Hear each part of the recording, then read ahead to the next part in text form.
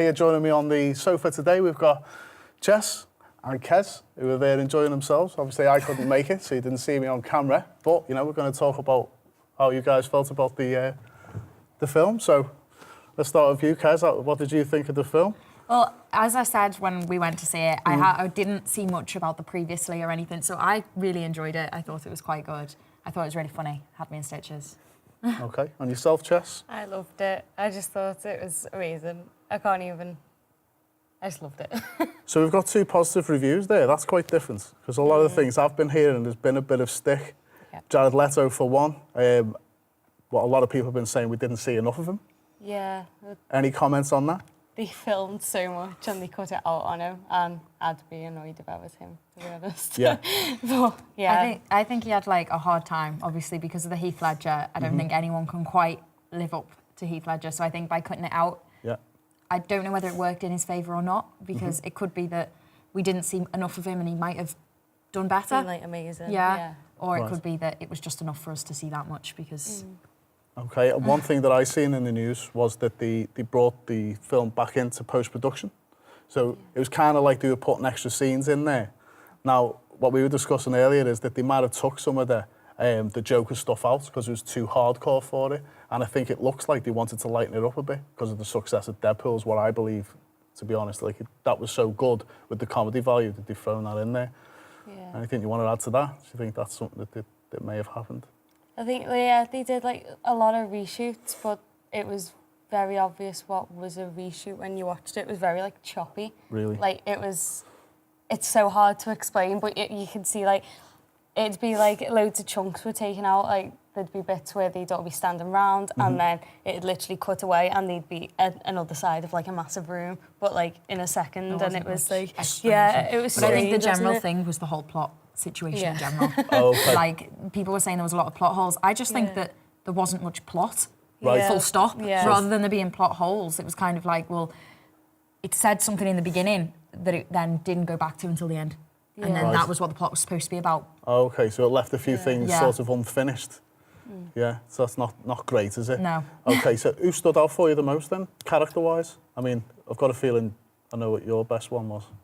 Yeah, I loved Harley Quinn and I loved the Joker, but I really loved Deadshot as well. Like, Okay. Deadshot was amazing. So Will I guess. Smith stole the show for you? Yeah, like, I think it was marketed like it was the Joker's film and Harley Quinn's film, but it was more Deadshot's film, it was wasn't Right. definitely Deadshot. Like, Well, it started and ended with Deadshot, Yeah. didn't it? So it was Yeah. like, there was like it had come in a complete circle, because it was almost the same shot at the beginning and at the end with Deadshot in both of them. And I Right. feel like he was the only one, like, fighting for something because he had a daughter in it and everything, so it was like There was a everyone else reason was, behind yeah, it, like wasn't there? everyone else was just sort of like criminals that were there. Yeah. And He had a motive. Yeah, he had a motive and he had Yeah. something. So Like, he had a plot, he had a story. Yeah. Was there anything particular about Deadshot?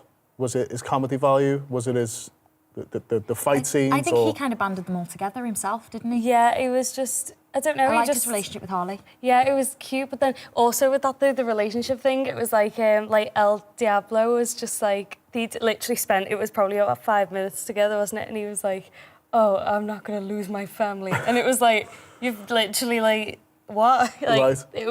There was loads of stuff like that, wasn't it? And then they'd be like, they've just met and then they're like really close. Yeah. And there was not much, you could tell that Harley and Deadshot were like having a thing like they're friendly, but then it was literally like, There was a bit of flirting going on, I thought. Yeah, Like, there was definitely a bit of okay. flirting going on. well, my boyfriend thinks that she, in like future ones, that she's going to go with Deadshot because she'll have to like be like no to the Joker to Right. make everyone happy. Oh, okay. So Yeah, there's definitely a shipping going to go on. The other thing I'd like to talk about as well, which was a controversial topic, is the soundtrack.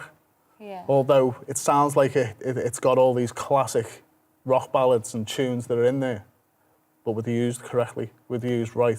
What do you think? That's the big issue, I think. Well, I thought that Spirit in the Sky has always been one of my favourite songs. And when it came on, I was literally mouthing the words along to it when it Yeah. was playing. But that therefore distracted me from what was actually going on in Right. the movie itself. Yeah, she was having a sing-along. I was. I was completely having a sing-along. But obviously that then distracted me from the movie.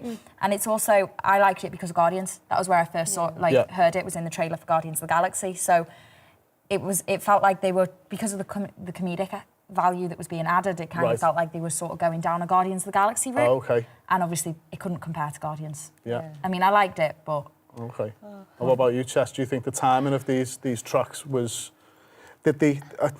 another thing that I've heard, obviously I didn't watch it, so was that most of the songs were in the first half of the film, and then for the rest of the film, we're not seeing as many of the power ballads and iconic tracks. All I can really remember was just it was like every scene seemed to have a massive song in that was like really like overpowering, Yeah. but it wasn't necessarily a bad thing, but sometimes it was just a bit like, okay. Yeah. It was this at the happening? end as well, didn't you say there was... Yeah, Queen? Bohemian Bohemian Rhapsody. Rhapsody was in Queen, but then I think that was like, I might be remembering it wrong, but I think that was like cut short because it was in like loads of the trailers. Yeah. And you know everyone wants to hear the bit, but then I don't know if that was actually in it in the end, but I don't even remember I'm wrong.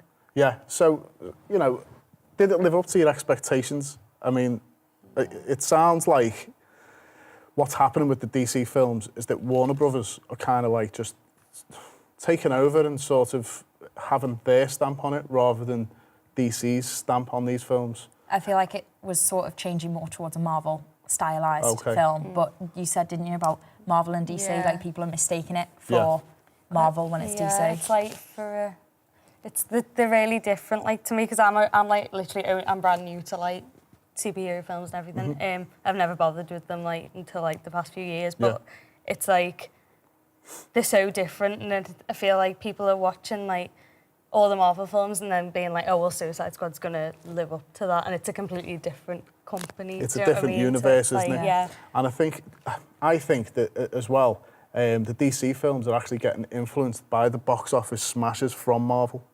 So like I said with Deadpool earlier, that's come out, it's done really well on a relatively low budget, comedic value. So they've kind of took it back into post-production, put more comedy in there. And then the soundtrack as well, it sounds like they took influence from Guardians, put those 80s tracks in there. But it didn't fit in because in Guardians it was 80s because it was like a tape from his mum. Yeah. So it had like a storyline behind it, whereas this was just kind of thrown in. It was like, well, where's this come from sort of thing. So it was out of context, would you say? Yeah. Okay, so let's have a score then out of 10 from both of you.